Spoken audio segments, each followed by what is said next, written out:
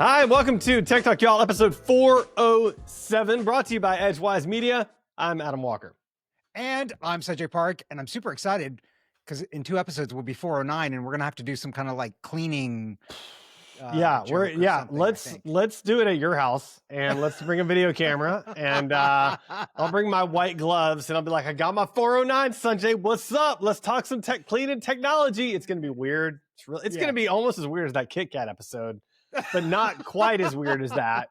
Because everybody loves the taste test episode on a podcast. Like, that's the greatest. I don't know why that didn't go well. The thing you can't see and you can't taste while you're listening to it. And you can't see our faces or our reactions to it.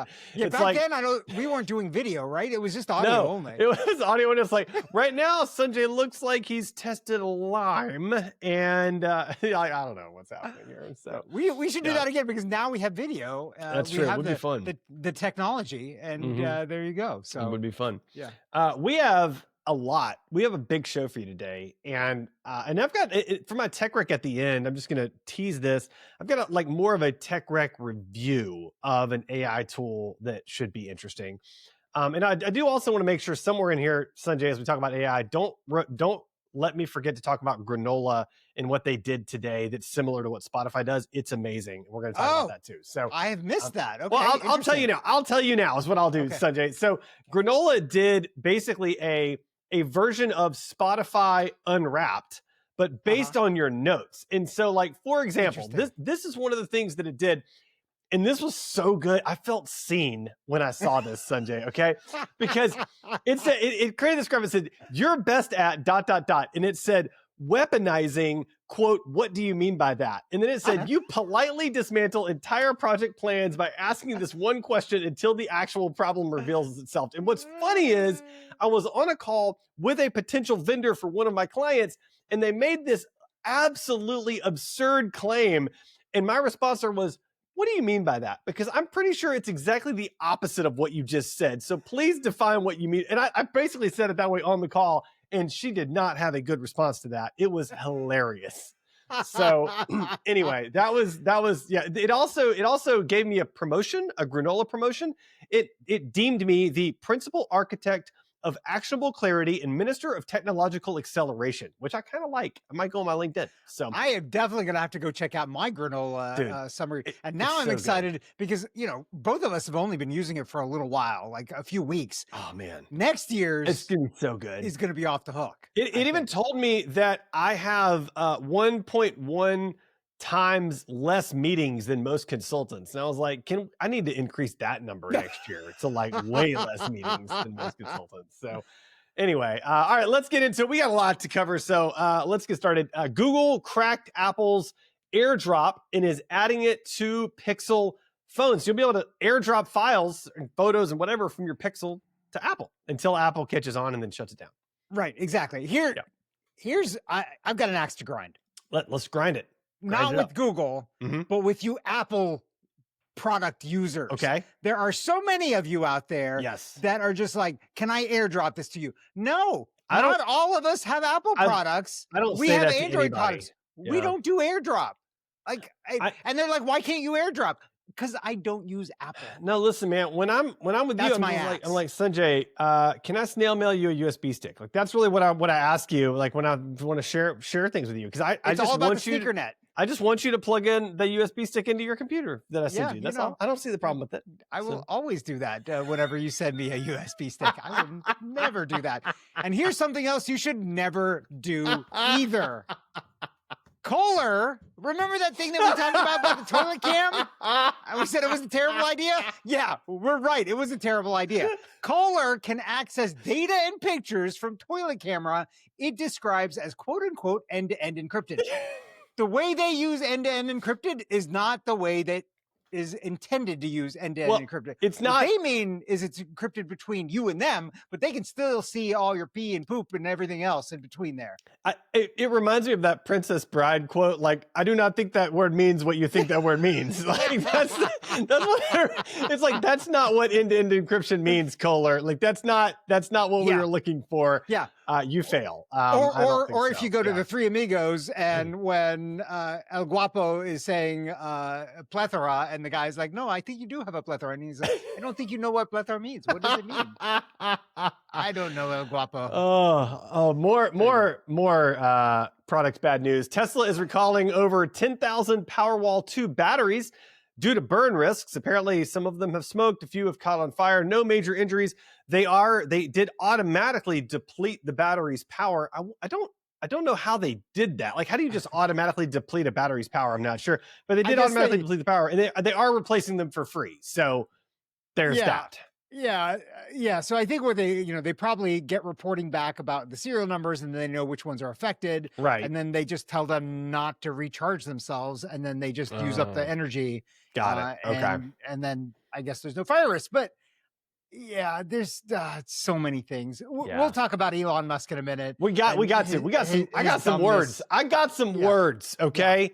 But before we do that, we can talk about some classic games that I love, and this is awesome. Preserving code that shaped generations. Zork 1, 2, and 3. You're about to hate me. Go open source. You're about to hate me. Adam, which ones of these have you played? You're about to hate me. Can I say 0? I'm unfamiliar with these games. What? I'm sorry. I'm sorry. I don't know anything about Zork. I've never seen Zork before. I even looked at the thing. I'm like, I don't recognize that graphic. Okay, listeners, I am looking for a new co-host of Tech Talk, y'all. If you want to throw your hat into the ring, I told you were gonna hate me. Go ahead. Listen, I owned up to it. Email, what year was Zork out? What year was that? In the 80s sometime. I was playing video games in the 80s, but I was playing like Mario, man. Like I was Mario, Asteroids. This is like all of it. This is like one of the first games. Mario was my first console, though. I didn't have a console. This is not a console game. This is on the computer, and you typed at it, and you told it what you wanted to do. When you start, you're in a dark room. What do you want to do? And so you have to. I do vaguely remember that, actually. That I remember that, but so the first computer game I remember playing on the Apple II, and this is gonna really highlight the age difference I think that we have, which is not that big, but apparently is in this particular genre. It was a Sesame Street game where you can mix and match the bodies of like Cookie Monster with like Big Bird, and you'd have like a Cookie Monster upper body and like Big Bird legs. Like that's the game I remember playing on the Apple II. You were playing Zork, I was playing Sesame Street. It is what it is. We can move on. Actually, the very first game that I think I remember playing at home was Pong. Somebody had brought over a console and had a little rotating dial thing, and you can play Pong and stuff. So. Yeah. All right. Moving into our new things segment here. Notebook LM's killer new feature just made PowerPoint obsolete and Canva too. And dude, okay, here's the feature. Okay. You can load files or text or anything you want into Notebook LM, and then you can say, create an infographic, create a slide deck. Yeah. And what it creates is spectacular. Now, like, I can't exaggerate enough. I created, so for one of my clients this week, I created a slide outline in ChatGPT. I just needed to walk them through a quick meeting. I needed it to go fast. It's for high up leadership. I just needed a deck to walk through the presentation quickly. So I created the slide overview using ChatGPT. I loaded that into gamma.app, which builds beautiful slide decks, and it did fine. It did exactly what I expected. I loaded it into Notebook LM, and it freaking blew me away. It's really? so good, Sanjay.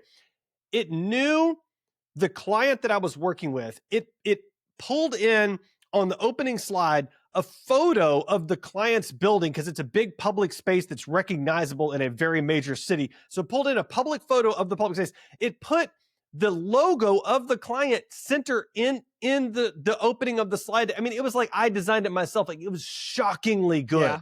The only downside is you can't edit it. So it's going to spit out this deck as a PDF. And if there's a misspelled word because AI does weird stuff or whatever else, it is what it is. But as a version 1, oh my God, it's amazing. Yeah. So it's just unbelievable. Are you on like a paid plan with Notebook LM, or is it free? I think that was a paid plan on one of my consulting accounts where I'm paying. It's a Google Suite account. So I'm paying for Google Suite. So I've got Notebook LM. I had it I loaded in a CSV file for a different client.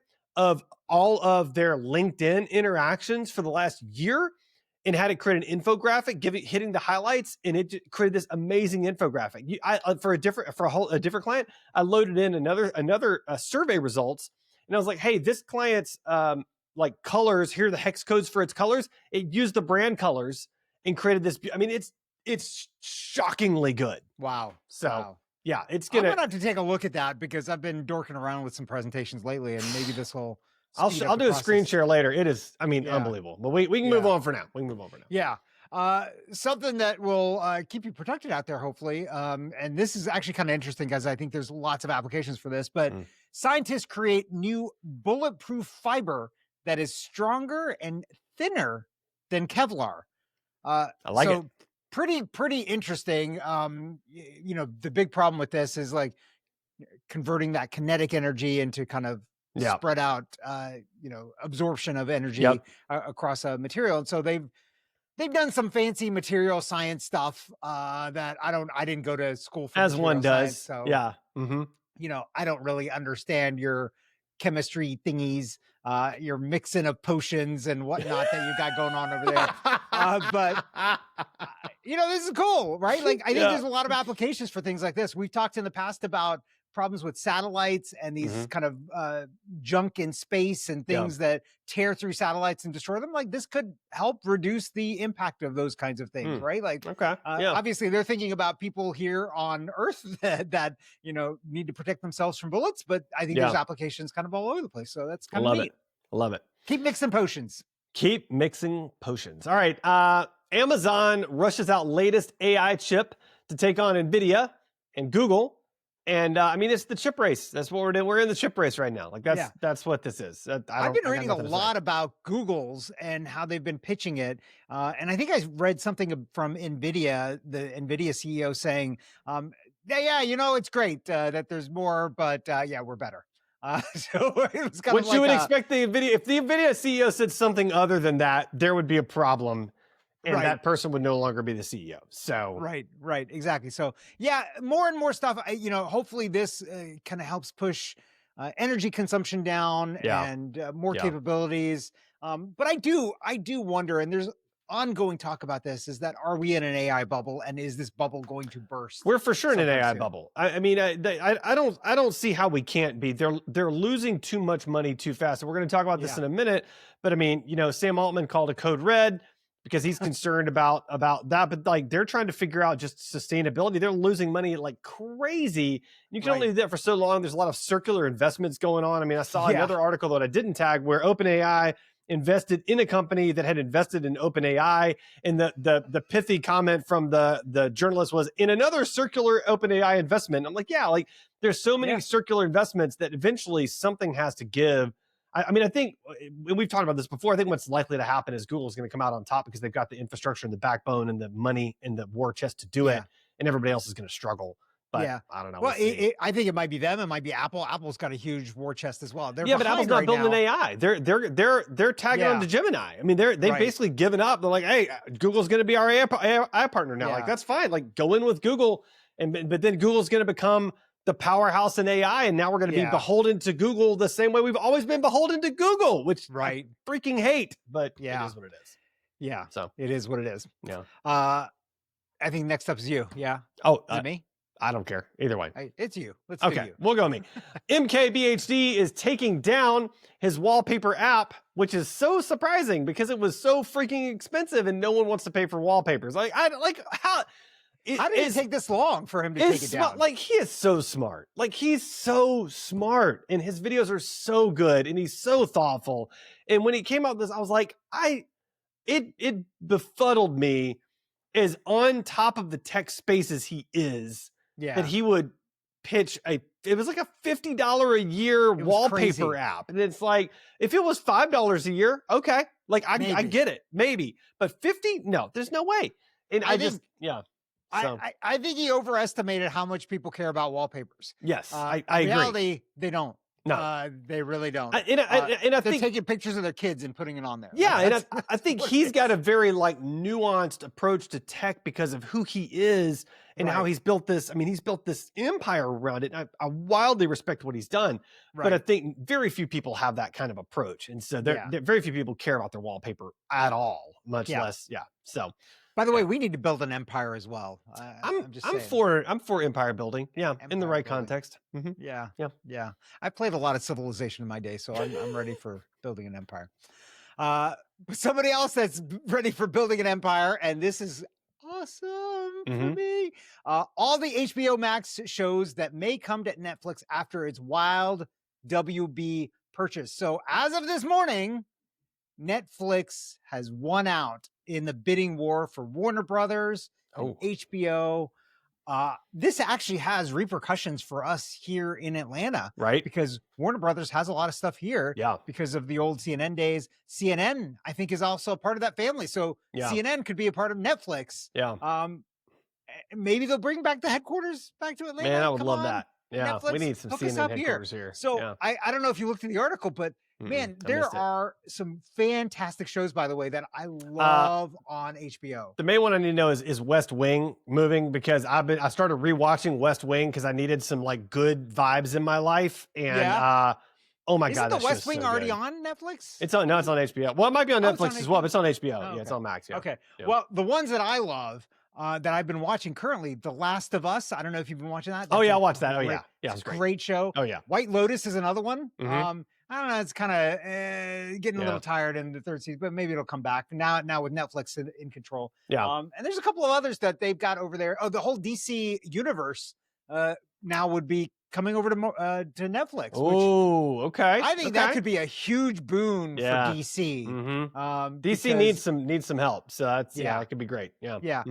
And I wonder what this really means. You know, we've talked about this in the past, where some of these well-known filmmakers, I don't know if it was Spielberg or whoever, was like, yeah, they shouldn't qualify for Oscars because they're not in the theaters or something like that. It was one of these folks saying that. And it's like they released their movies into the theaters. Maybe it was Bruckheimer. It was one of these folks. That's ridiculous. Anyways, they've said that, look, we're going to continue releasing our movies into the theater. Yeah.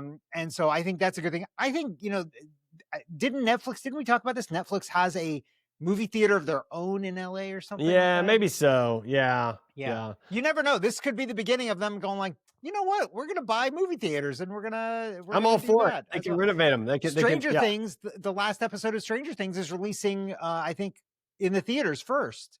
Okay, so speaking of movie theaters, I work with someone that is currently traveling overseas, kind of doing that whole independent, I can work from anywhere in the world sort of vibe. Yeah, life. Digital nomad, that's the word, yeah. And she was telling me how she went to a theater in another country, and like in theaters in the States, like now you can like reserve your seats, which is cool.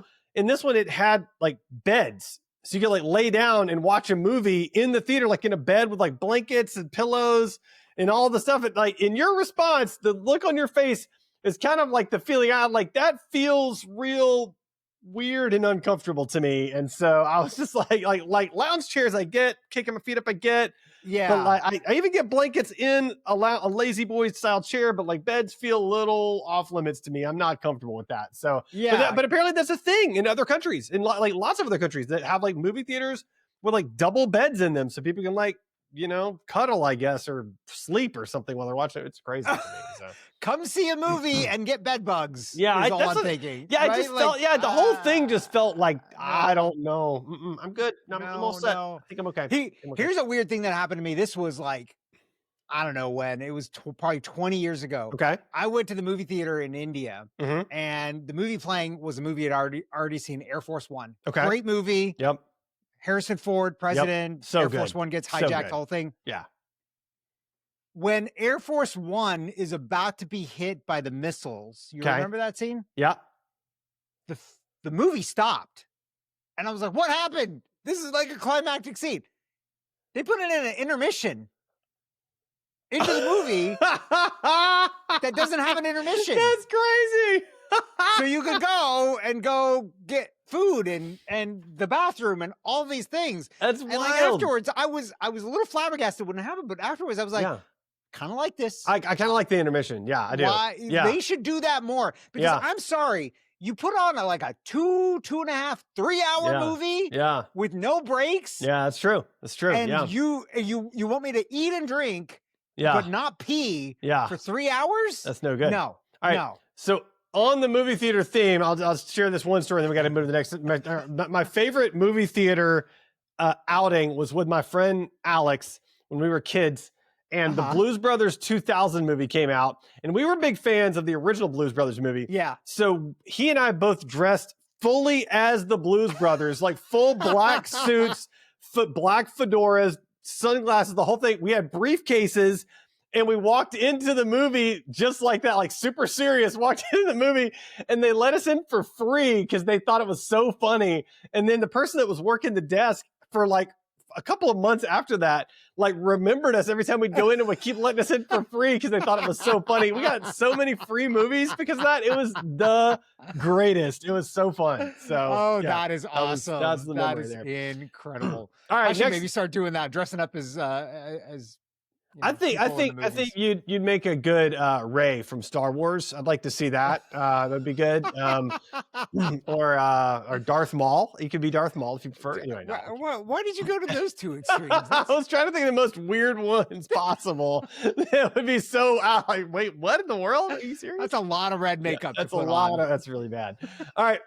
Speaking of really bad, we're going to get into some OpenAI stuff here. Code suggests that OpenAI may close to, or maybe close to introducing ads for ChatGPT. Now, hopefully that'd be for the free version. But then I think we need to talk about the next article in the context of this. OpenAI is under pressure as Google, Anthropic gain ground because Sam Altman, like I mentioned earlier, did a code red, basically like stop working on all these other projects, stop working on all these other features, focus on building the model, making the model better, because Gemini 3 that came out just blew them away. And so he's freaking out a little bit, and I think he should be, but they got to do ads because they're losing money so badly. So it's pretty critical. I wonder, it's just so funny to see this, right? It's like this progression of like, oh, everybody can use it for free, whatever. And it's becoming just like a search engine essentially now, right? It's moving that way. Yep. You can do shopping on there. Yeah. And now there's going to be ads on there. And it's like, so basically you built a search engine that is a little bit more talky. Well, and then you got to monetize it, just like search engines. You got to monetize. I mean, you got to find a way to make money. And so and you can only burn money for so long, and they're burning a lot of it very quickly. Here's a piece of advice. Maybe don't just keep investing into things and promising like $50 billion, $80 billion, $100 billion over the next 5 years to building data centers. Maybe just take a break. Build your stuff. Take a beat for a minute and maybe figure out what's next. Yeah, I like that. Somebody that has figured out what's next, Claude for nonprofits. Now, I think you tagged this because I hadn't seen this. Yeah. This is super fascinating. And I will tell you the piece that I found fascinating, I was reading through it, is there's an organization that I did not know that was using Claude, which is the Epilepsy Foundation. Right. And so we are big fans of that. Our daughter actually has epilepsy. And I'm going to give a quick plug for a movie that's coming out that I would encourage people to go see called Under the Lights. We supported this movie. It's about photosensitive epilepsy. And it's really well done. I mean, there's always ways to make a movie better. And I think we went in there a little bit critically because we have direct experience with epilepsy, but the director has epilepsy as well. So almost all of it was like spot on. Wow. I love that. Very, very well done. So I think this is a great thing. So Claude Anthropic is doing cheaper plans, it sounds like, for 75% off. So, I mean, it's going to be $6.25 per seat. For team members for nonprofits instead of $25 per seat. So, I mean, it's fantastic. And it's got lots of like teams for like team collaboration, project management, all built into it for way cheaper than you can pay for your whole team to do, whatever, OpenAI or whatever else. So now, I think it's a brilliant move and a very generous move by them. Yeah. Now you're working on running 48 and 48, which is a nonprofit. Is this something you're looking at to? Yeah, I'm looking at this. I'm looking at it for 48 and 48. I'm looking at it for some of my clients as well. I mean, I think it feels like it'd be silly not to test this out. So I'm gonna give it a shot and see what happens for sure. I will tell you the new models that they just released, Opus, is it Opus 4.5? Fan freaking tastic. I believe it. Yeah. And the new thing that they've implemented where they have like a project memory that Claude itself kind of builds. So inside of the app, you can actually have projects.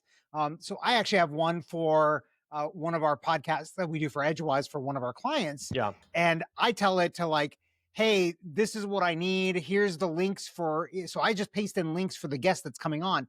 It goes out and does research, figures out questions for me, structures them, and then has fine-tuned it over time. Nice. Because of the prompts that I've given it. And so now it's like, I don't have to do anything other than just give it a bunch of links, and it just figures it all out and gives me back something that's almost a fully structured script for me to use when I go into the podcast. So that's the dream. That's absolutely the dream. Fantastic. Yeah. All right.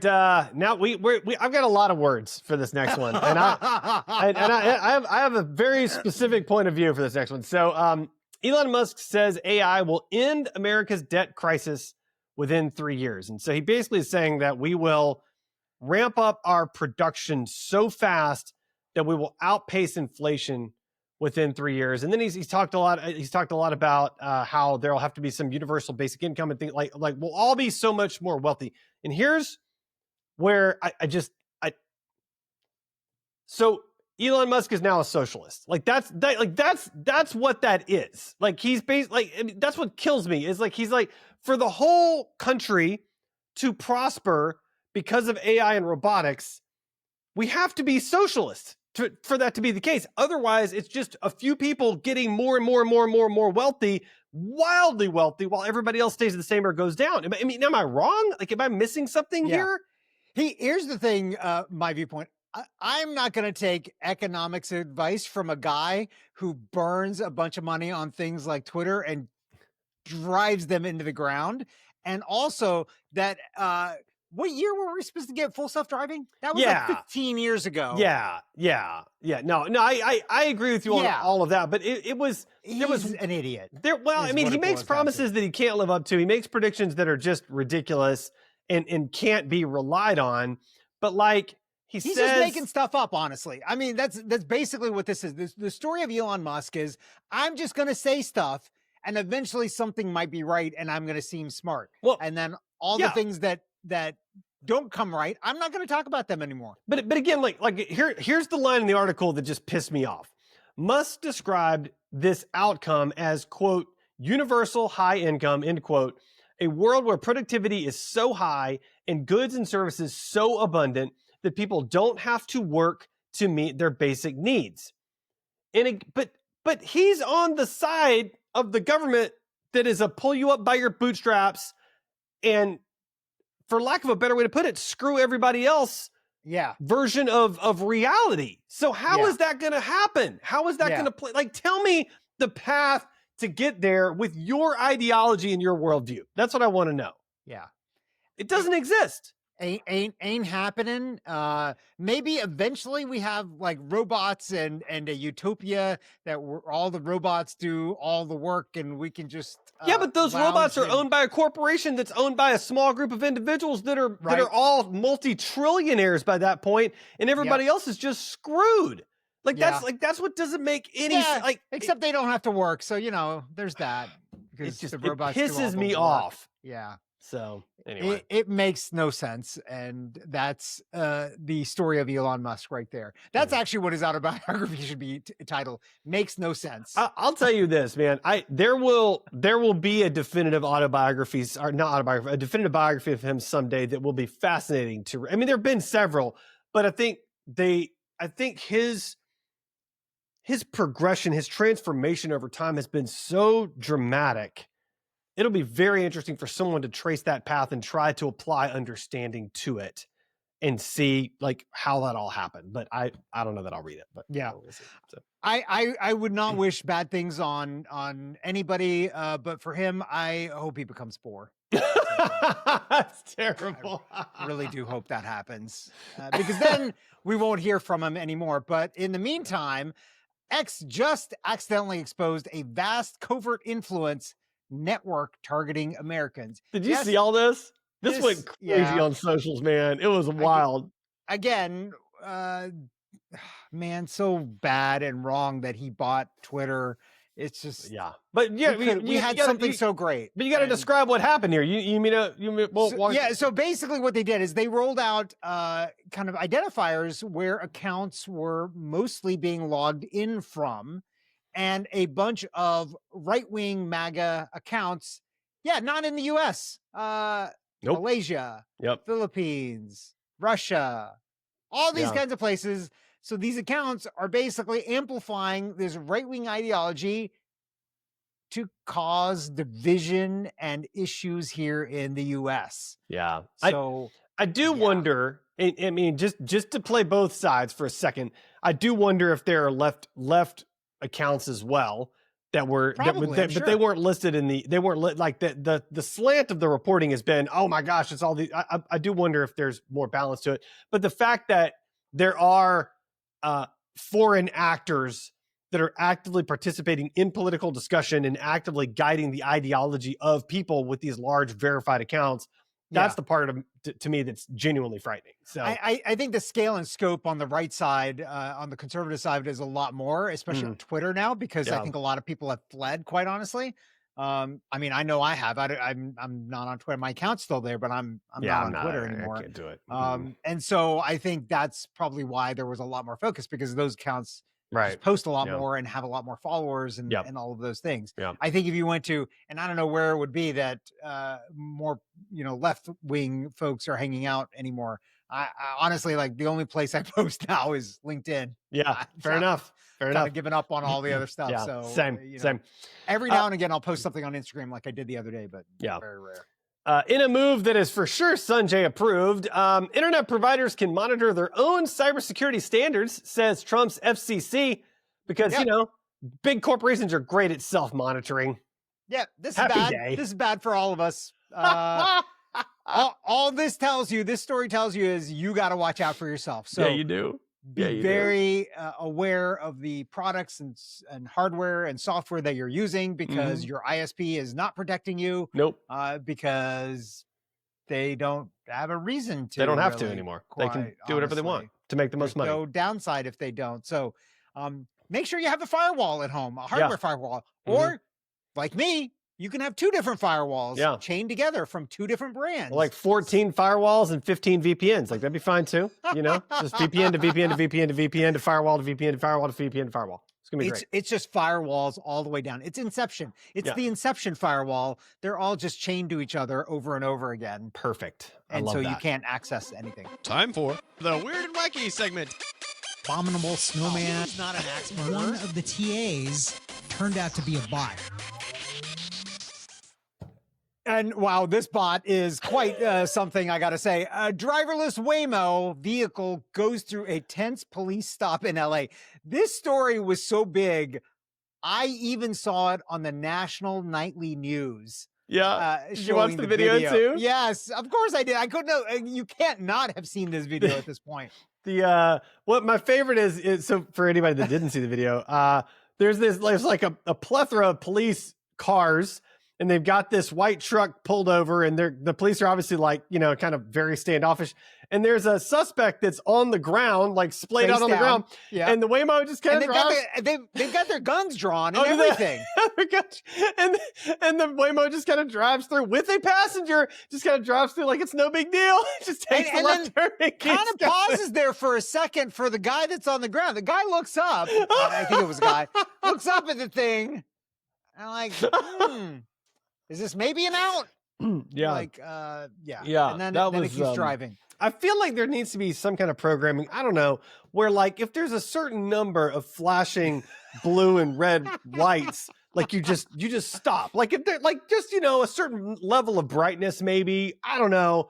Maybe you don't even do that. If there is somebody with a weapon drawn, but the blue and red lights are going to be easier to see than the weapon drawn. But I mean, LiDAR should be able to recognize a weapon drawn as well. So I mean, there is that. That's what I'm saying. Like, look, if it's anybody with a gun drawn, maybe you shouldn't drive your passenger into the line of fire. There's a problem with that, because if you tell Waymo anytime somebody draws a gun, you got to stop the car, there's going to be people like flashing finger guns constantly at Waymos just to make them stop randomly. So you can't, I don't think you can do that. Yeah, I don't think finger guns will be the new thing. But I think, again, like flashing lights, like big emergency lights. Maybe don't go at those. Maybe stop a few yards. Maybe stay 50 yards back. I don't know. Just something like that. Just a thought. Something to just consider. an idea. Yeah. Just, crazy idea. Crazy idea. Of ours. Yeah. All right, next up, hundreds of Porsche owners in Russia unable to start cars after a system failure. Apparently something went down and it's somehow related to their cars starting. I'm not really sure. I didn't really understand the stuff behind it. But there's some theory that this might be related to the war in Ukraine. Oh, okay. Okay. Maybe not. They've not actually said. And some of the people have. So, I tagged this article and like this again just goes back to the whole thing. Like, look, things are getting interconnected. Yeah. And random things end up happening. Let me vent a little bit. I've got to vent here right now because I've got an issue with this too. Okay. So related to cars, I have got an electric vehicle charger here at home. Right. These things are not cheap. Nope. Okay. This was like $500-$600. I got it at a little bit of a discount because I bought it right through the power company. Okay. But it's a multi-$100 thing. Right. The company that made it. So I did a lot of research, as you can imagine, to make sure I found the really perfect one that performed well, good support, all this kind of stuff. Yep. Yeah. The thing I didn't plan for was the company that made it just decided like, yeah, we're out. We're exiting the US market. So we're out. And then after like a lot of people yelling about this, they were like, okay, we're selling it to this other company, right? Volty. And then they, after a couple months, are like, yeah, we're out. We're shutting down the app. And there you go. So your charger now that you paid a lot of money for is a dumb charger that has no app that will function with it. So you can't set scheduling times. You can't set the amperage of it or anything else like that. Yeah. This is the problem with cloud connected things. Now, I will tell you, I have found a service that has a board, a circuit board that you can crack this thing open and replace it and make it an open source charger that will make it functional again. Right. With all the things. So in a future episode, if that works out well, I'll talk about it. Right. But this is the problem. And I think there is a bigger and bigger pushback on things that are cloud connected. And more folks are really taking a look at this. And I think there really does need to be some kind of either a website or consortium that stamps things that says like, look, if they go under, you're still good. You're still going to be driving your car or charging your car or typing on your computer or whatever it is. It's like the $2,000 smart beds that couldn't stop heating themselves because the internet went out. Like, come on, like build in something, build in some kind of smartness to this thing. Give me a break. Yeah, we need like a consumer reports for protecting you from cloud disasters. Yeah, for real. Yeah.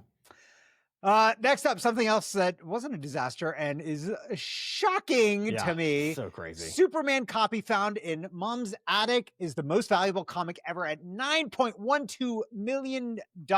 Yeah, man. So this is Superman #1.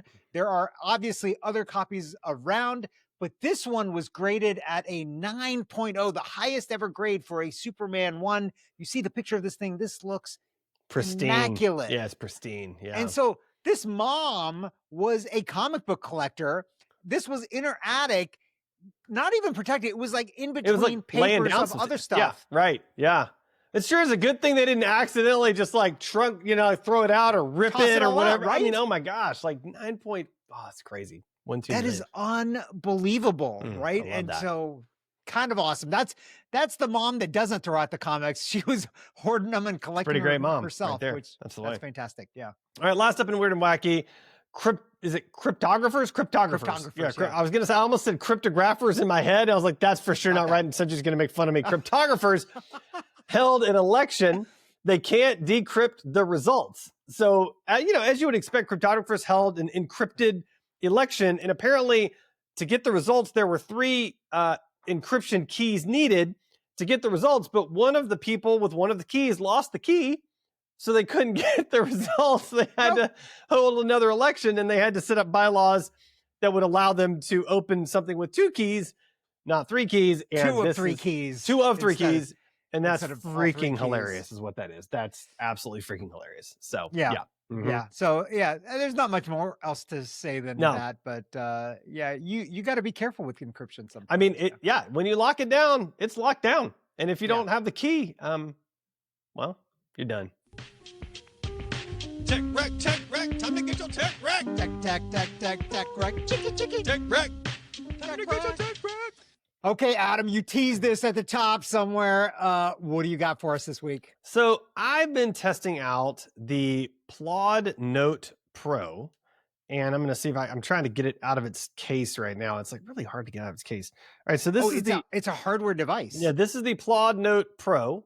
Okay. And it's interesting because you can take it into a meeting, you can lay it down, you just press the little button. There's a little button right here. You just press the little button, hold it down, and that little button will it'll record audio of your meeting. And then it'll automatically sync to your phone. And then if you ask it to, it'll automatically fully transcribe the meeting, but it'll give you like detailed notes and all this other stuff. It'll also, and this is where it gets really interesting. It'll also, it goes into this little case right here. And it will, on this little case, it will attach to the back of your phone via MagSafe. Okay. And they have if you have an Apple. Well, they have a solution for this if you don't have an Apple. They've got like a little ring in there that you put inside your phone case, blah, blah, blah, whatever. And it will legit record audio phone calls, whether they're on speaker or not. Somehow through the vibrations of the phone, like you just press it and it'll record your phone calls. And so I like it in the sense that like I now have the ability to record anything at any time, any meeting. It doesn't have to be an app. I'm not limited by my phone being charged, all that other stuff.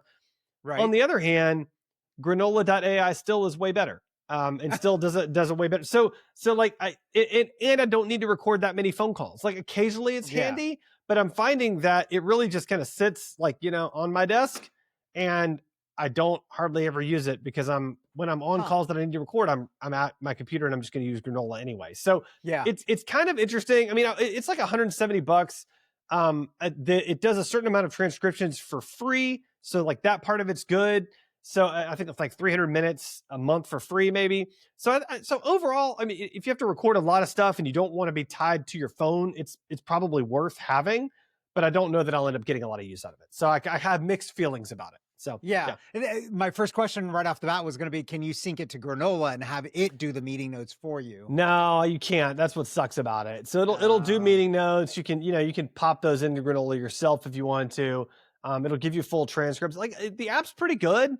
I mean, I don't really have any complaints about it other than, again, like I think Granola just does a better job. So how much did that bad boy cost? I think it was like $170, something like that. But again, like the transcripts are free up to 300 minutes per month, maybe. So I mean, it's again, if you do a lot of in-person meetings, it's probably worthwhile. I don't do a lot of in-person meetings, and that's why it's probably not perfect for me, but it's fine. It's fine. So yeah, I feel like there's a bubble in those meeting transcription things. Like we've got Otter.ai, there's Firefly, there's this one, there's Granola. I think there's a bubble, and I think there's going to be a shakeout. I like Granola better than all of them by miles. I like Granola better than all of them. So I'm actually getting rid of my other ones and just keeping Granola. So all right, Sanjay, what do you have for us this week? So I have something that's very different than yours. It's a service called Ridwell that we just recently signed up for. So Ridwell, I've been keeping an eye on them for a very, very long time. But basically what they do as a service in some areas is it's a subscription service where you can buy these kind of bags and recycle hard to recycle things. Okay. So plastics and corks and all this kind of stuff. Glass too? Like the glass? They don't do glass. Glass is very heavy, but we have some solutions here locally, and we can talk about that afterwards. Even here in our county, you can do glass recycling. And that's what we ended up doing. We just collect it all and then take it every now to the place. But Ridwell does some of these plastics that are really hard. So think about like those Amazon white and blue mailers that you get that are not recyclable normally. They will recycle all of those. So they have now just recently released a service where you can do mail order of these bags. So you can pay, it's $12 a bag. And man, one of these bags, you can stuff a lot of plastic into them. Okay. And so you just keep shoving it in there. $12 includes the shipping to you and back from you. And you just seal it up, put it in the mail. They get notified almost immediately. And depending on the subscription you're at, they will send you a new bag right then. Or if you're on a subscription where you get it every month or whatever, you can send this plastic to them. So multi-foil plastic, which is really hard, which is those like food wrappers and things like that. Almost nobody recycles. These folks recycle that. What about grocery bags? Because then I don't have to. That. I like that. For that part alone, I like that because Yeah, we don't have to the- worry about remembering to take them back and blah blah blah. blah. I try to use the more like pre-bought grocery bags when I can, Right. but if I But forget, sometimes you forget Yeah. and whatever. Yeah. Yeah. So there's 2 bags that we've gotten from them. They also do like cork if you're a big wine drinker and things like that, but we don't do that. But yeah, there's thin film plastic, which includes those grocery bags and any Mhm. kind of plastic that you can kind of easily stretch. Mhm. And then the multifoil plastic, which is those food wrappers and things like that. Mm. So we've been doing we've already sent back one of the thin film ones. The multifoil one we haven't filled up quite as quickly. right. But look, yeah, it's a little bit of money.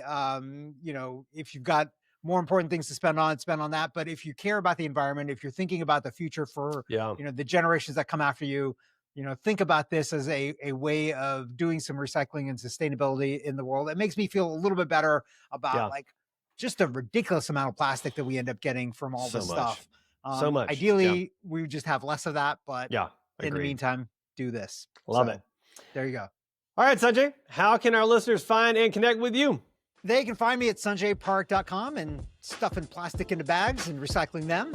What about you, Adam? You can find me on my website, adamjwalker.com. I gotta start writing some blog posts again, man. It's been a long time. I've just been Before lazy. that, we need to get you playing some Zork because I am still flabbergasted by this whole situation. That's a fair point. Yeah. I mean, How about you said I was going to before- make fun of you for something else? I'm going to make fun of you for not playing Zork. How about before we play Zork, we play some of the new Fortnite chapter? Would that be okay? Can we just do that? Maybe we should. Yes. Maybe they should do a Fortnite Zork thing together. Not enough people know about it, man. Dun, dun, dun.